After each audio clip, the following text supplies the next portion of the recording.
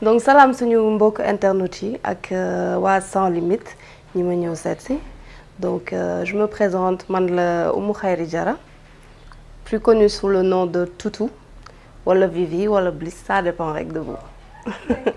am na solo kontaan nañ trop nga recevoir ñun fii sa kër d'autant plus que nag ñu lay gis ci série yi dafay neex tey ñi nga xam ne ci internet bi wala sax ci télé yi lañ la xamee.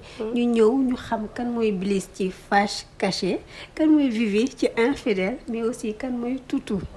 waaw déjà tey bu ñu ñëwoon présentation tey lan ngay wax sénégalais yow la kan à part rôle actrice bu ñu xam ci yow.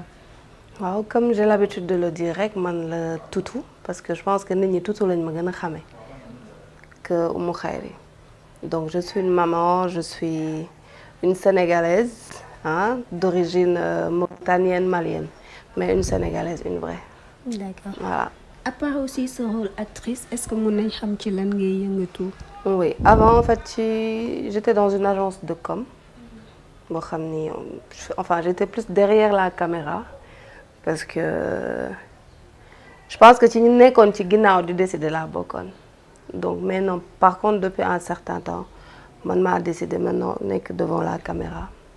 D'accord intéressant déjà rek dañuy commencer par rôle Bliss kuy xalam di ci jaay parce que Fâche Cachée sénégalais yi bëgg nañ ko. Sans limite la. waaw doomu bàyyi mu yegg. non dama bëgg mu leer rek. fa lay tàmbalee kuy xalam di ci jaay parce que Sans Limites production wam la. ñu gis aussi nga ciy jouer benn rôle bu doy waar. chef de gang. kuy gérer benn genre secte. waaw secte doy na waar. waaw na jouer rôle boobu. benn Bliss en fait benn dame la. déjà sax du xale parce que normalement sax moom a mag man donc c'est une dame boo xam ni elle a beaucoup de pouvoir dafa bari pouvoir et puis. nekk nit bu influente ci benn sphère bu kawe bi en fait ci état bi et tout donc bandi la daal bandi la en somme Bliss daal bandi la. Bliss ak Toutou am nañ benn lien ñoom ñaar wala. waaw peut-être mën na nekk. xaw nañ nduru tuuti rek xaw nañ nduru. c'est-à-dire. fii nag laa ko waxee xaw nañ nduru tuuti jikko. xaw nañ nduru tuuti jikko ci ban côté ci bandi bi 0 degré. 4 degré 6 wala 100%. non pas 100%. peut-être disons 1%. 1%. D'accord c'est bon ñu gis aussi que ci Fâche Cachée xaw nga ci absente. waaw ñu bëri ñu ngi réclamer ce retour. absence bi déjà lan moo ko waral ak aussi suite bi. ok parce que en fait Fâche Cachée dañuy tourner juste par nu ñu koy waxatee sax. séquence yi nga xamante ni par exemple vie ou tel la boobu la ñuy gën a focus par exemple ci benn temps après ñu jëlaat beneen ak beneen donc dafa yegg seegul ci man rek. mais maa ngi ñëwaat. yaa ngi ñëwaat non maa ngi ñëwaat. ñu jógee rek ci Fâche Cachée ñëw ci Infidèles. Infidèles déjà gis nañ seen groupe yéen ak Léna Myriam entre autres. Sonia Myrma ngeen joué fa it rôle bu intéressant mais tey aussi li ci sénégalais yi gën a jàng mooy jigéen di suuf wante seen biir. est-ce que yow loolu doon na loo xam ne dund nga ko avant que ñuy gën a dugg. en fait si man je pense que ku nekk ci ñun. dund nga lu xaw a mel noonu parce que àndandoo jigéen moo mel noonu àndandoo jigéen dafa bari nëbbatoo ba xam nga tellement on n'est pas sincère entre nous on n'est pas honnête mooy waral peut-être des fois yenn yi ak nu ma ko mën a waxee sax. ku bàyyi c'est normal comme li may wax des fois nga gis benn jigéen groupe la àndandoo liñ naan ñett du ànd même ñaar sax bu ñu àndee mën na andi jalousie mais bu fekkee.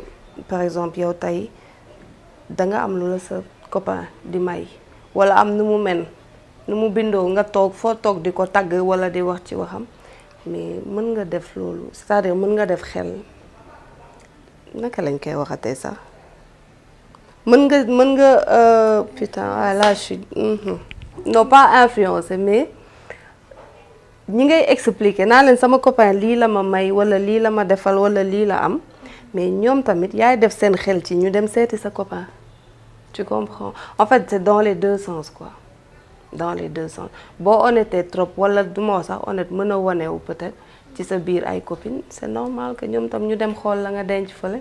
est-ce que vous pensez que aussi c'est normal que ay copines di ànd war a nëbbu seen vie lépp wala ñu lay cofal bañ laa wax lépp est-ce que loolu ànd bu sincère la. non sincère loolu laay wax en fait àndandoo bi ça va dans les deux sens parce que yow tey si tu es trop honnête comme li ma la wax sànq lii lay jur parce que ñun jigéen ñi ñoo mel noonu entre ñun si tu n'es pas honnête tamit c'est pareil hein dañ la naan da nga mën a nëbbatu donc c'est un peu compliqué àndandoo jigéen. d'accord ba tey aussi ci infidèle ñu gis Vivi moom dafa xawoon a basé wu tuuti ci Badou. d'autant plus que liggéeyam daf ko tegee woon à côté. mais bi mu defee coup bas bi automatiquement dafa changer situation ñëwaat wëraat liggéeyam jàppaat liggéeyam est-ce que loolu aussi du alerte ci xale yu góor xale yu jigéen yi nga xam ne dañu bëgg benn échelle pour mën a réussir. en fait tout ça c'est pour dire que déjà liggéey mooy far wala jëkkër bu njëkk liggéey la ba pare yow bu fekkee da nga jël góor teg ko ci kanamu lépp def ko sa centre vie yaakaar ne mën na la jëmee fi nga bëgg dem da ngay juum en fait mooy li daal Vivi rek liñ naan ki lay may paas bu bëggul nga dem doo dem moo tax nga compter ci sa bopp déjà ut sa liggéey ba pare doog a wut jëkkër wala far sax à la rigueur. li nga wax ni déjà rek day ñëw confirmer Juliette Ba ci affaire Miss Sénégal bi.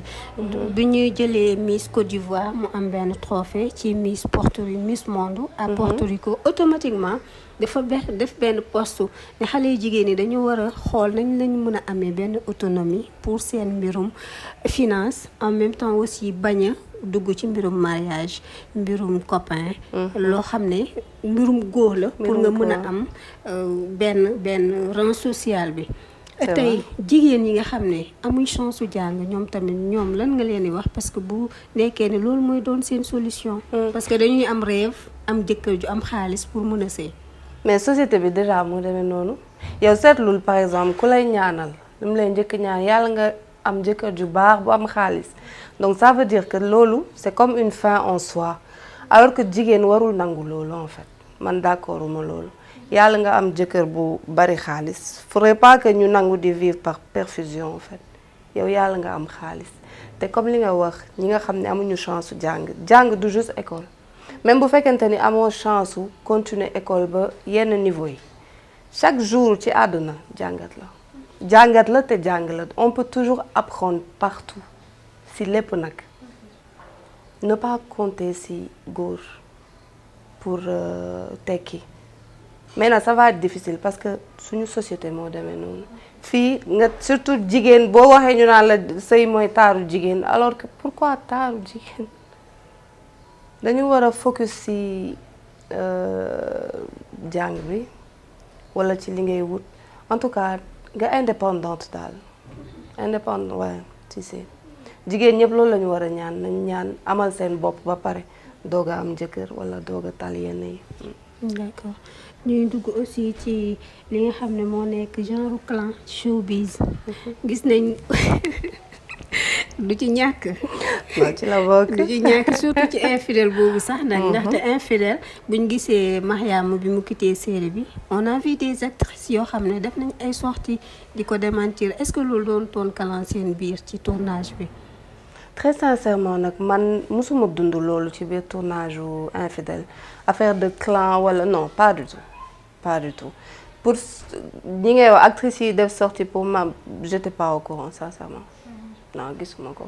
d'accord Mame Makhtar nag ba mu waxee infidèle ak seen coow li nan ngeen ko dundee. mais c'est normal en fait àdduna bi fii ku nekk il faut nga def sa liggéey du dëgg bu ay criminel amul woon xam nga duñ soxla gendarmerie wala police wala tu vois donc ku nekk nañ ko bàyyi mu def rôle am rek c'est comme ça. 3e saison bi vous aurez des limites wala da ngeen di ñëw ak ni ngeen ñëwee woon ak détermination di bouleverser mœurs yi di wone li am ci société bi. ok léegi loolu dinaa woo scénariste bi laaj ko naawal scénariste bi laaj ko. ndax dafa nar a kii wala je sais pas je lui ai demandé. parce que deuxième saison bi déjà les avis sont partagés. ñi nga xam ne ñoom ñi ngi koy enjoy like nañ. nee nañ c'est bien. par contre am na ci ñoo xam ne dañu jàpp ne ñii dañu dépasser carrément les limites. parce que bu ñu demee ba yenn séquences yi wala yenn séances yi ñu koy wone à la télé c'est quelque chose quand même. Bon après je sais c'était pas à la télé c'était plus privé en fait parce que c'était pas à la télé mais ñi nanguwul garaawul la non ñi nanguwul garaawul amul problème ñu zappé xool leneen mais ñu ngi wax infidèle nangu ñu nii dugg na fi génn fële mais il y a à peine quelques jours on nous parlait de la Miss là. On a parlé de beaucoup de cas de viol de nangam sangam mais loolu mooy li ñu def ci infidèle rek donc normalement nit ñi war nañ mën a xam li xew ci dëkk bi. voilà tout ça pour dire que ñu ngi bañ di bañ infidèle dañuy yàq dañuy li mais Miss yi bi ñu ñëwee ak révélation yi fi yeneen Miss yeeg yenn xale yu jigéen ñi doon def ci benn live bu doon am mais liñ fa wax yëpp Sénégal la xewe et est-ce que loolu c'est pas encore pire sax que lañ doon bëgg jàngat bi ñu doon bëgg a wane ci infidèle. Donc faudrait que les gens arrêtent un peu quoi. mais aussi ci Miss yooyu parce que Mamiko bi defoon live bi récemment rek defaat na beneen live di fustiger carrément. mutisme bi nga xam ne Miss 2020 bi ko ñëpp sottalee noppi gi noppi est-ce que tey aussi ñu doon génn di wax c'était pas une occasion mais ñemewuñu woon wala sax est-ce que li ñu doon wax c'était à 100% vérité. en fait gis nga coow bu amee toujours di nga gis bu nekk di nga gis ñoo xam ne dañuy ñëw pour wax dëgg am ñoo xam ne dafa am lu ñu dencoon bëgg ko génne c'était une occasion mais am nag ñoo xam ne ay yàqkat lañ rek en fait. bari woon na si naka bari woon na si duñ ne ñi wax ñëpp dañu wax dëgg mais comme pënd la woon rek ñëpp doon yuuxandoo donc ñëpp waxandoo rek je pense que c'était juste ça. avant dernière question rek ndaxte li ñu cëraloon ci waxtu maanaam jeex na. tey ñi nga xam ne bëgg nañ dugg ci milieu showbiz nekk ay xale am na ci ñoo xam ne pare nañ pour bàyyi seen jàng am na ci ñoo xam ne nag bëgg nañ jàng ba am benn niveau bi tey lan nga leen di wax pour ñu préparer wu ci milieu bi. en fait jàng ba am yenn niveau yi moo la mën a may yenn yi bu fekkente ni sa jàng soriwul sa lépp day limite say rôle day limite sa lépp daal day limite en somme tu vois. peut-être loolu mooy waral sax nga dugg ci yenn dérive yi parce que sa jàng soriwul bëgg nga am lii ki nga xam ni dafa jàng am yaakamti ko def xam nga xaw a jàdd yoon li ma leen di xelal rek mooy nañ jàng amul beneen secret là je suis vraiment sérieuse en fait amul benn secret jàng rek kese c'est tout. Et les femmes pour cette violence contre les violences faites aux femmes parce que bientôt ñu ngi ci semaine bi. D'accord. Pour le moment, je pense que si ce là violence faite aux hommes, non? Bon, je les soutiens. En même temps, qu'elle mérite ou quoi, en fait, que ce soit femme ou homme, qu'elle mérite ou yenni. Mais bon, vu que je suis une femme, je vais être du côté des femmes, quoi. Je suis vraiment désolée pour les hommes, mais je suis une femme. Un peu féministe aussi. Et jigéen dañ koy teral kenn du ko toroxal dëgg jigéen dañ koy fekk mu nekk fii nga jël ko aj ko ba ci kaw. mais kenn du ko wàccee tout ce que j'ai à dire. dëgg la c'était un plaisir kontaan nañ bu baax Bliss ñu bàyyi rek nga tàggoog internet sans limite. wax leen aussi rendez-vous ci Face Cachée parce que namm nañ la. non si Face Cachée bientôt incha allah parce que ñi ma koy laaj dëgg la ñi ma koy wax bari na mais ça va être bientôt incha allah et puis je vous remercie à tous yéen ñi jël seen temps toog di ma seetaan noonu raakaaju et à vous aussi franchement merci à vous.